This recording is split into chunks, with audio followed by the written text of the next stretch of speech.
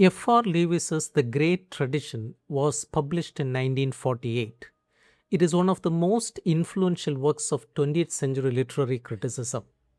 In this book, Leavis attempts to identify the central tradition of the English novel and to establish standards for evaluating literary greatness.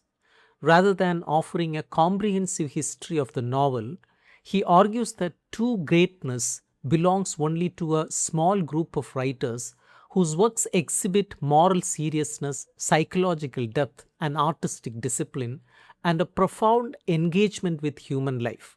The book is divided into an introductory chapter and detailed studies of major novelists, particularly Jane Austen, George Eliot, Henry James, and Joseph Conrad, while concluding with reflections on Lawrence as the heir to this tradition. In the introductory chapter, The Great Tradition, Lewis famously asserts that the great English novelists are Jane Austen, George Eliot, Henry James, and Joseph Conrad. These writers form a continuous tradition because they display a mature moral consciousness and a serious concern with the complexities of human experience. Lewis excludes many popular Victorian novelists such as Thackeray, Trollope, Hardy, and Meredith from this central tradition because, in his view, they lack the artistic and moral intensity required for true greatness.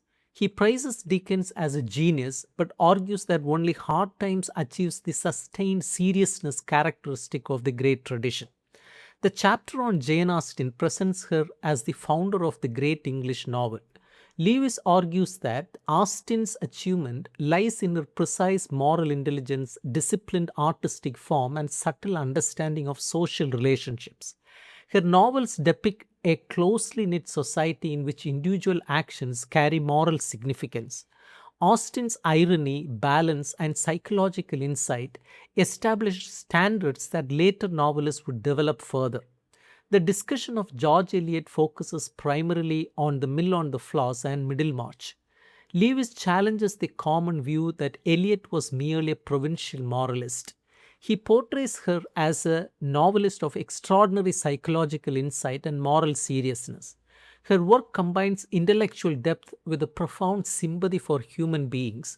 Lewis particularly admires Middlemarch for its complex representation of social life and moral responsibility, regarding it as one of the greatest achievements in English fiction. In the chapters on Henry James, Lewis examines the portrait of a lady, the Bostonians, and other major works. He argues that James refined the novel into a highly sophisticated instrument for exploring consciousness and moral perception. James inherited important elements from George Eliot, particularly her concern with ethical choice and psychological complexity. However, Lewis also criticizes James's later style for becoming excessively elaborate and detached from concrete reality. Despite these limitations, James remains a central figure because of his unparalleled exploration of civilized consciousness and moral awareness. The chapter on Joseph Conrad emphasizes his role in extending the tradition into the modern era. Though Conrad was not English by birth, Lewis regards him as fully belonging to the English literary tradition. Conrad's novels, such as Nostromo and Under Western Eyes, explore isolation, responsibility, loyalty, and the fragility of civilization. His technical innovations and moral seriousness make him one of the greatest novelists in the language. Conrad's works reveal the spiritual crisis of modernity more profoundly than many of his contemporaries. The concluding reflections introduce D.H. Lawrence as the successor to the great tradition. Lewis praises Lawrence's originality, experimental methods, and intense concern with the deepest forces of human life. Lawrence sought new forms of fiction capable of expressing modern experience and spiritual vitality. Lawrence represents the continuation and renewal of the tradition established by Austen, Eliot, James, and Conrad.